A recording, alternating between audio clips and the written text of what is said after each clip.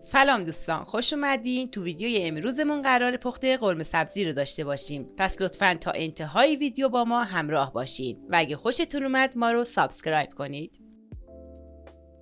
2 پیمانه لوبیا که از شب قبل خیسش کردیم، 1 عدد پیاز متوسط و 3 عدد لیمو عمانی، گوشت خرد شده خورشتی، نمک، فلفل و زردچوبه به مقدار لازم.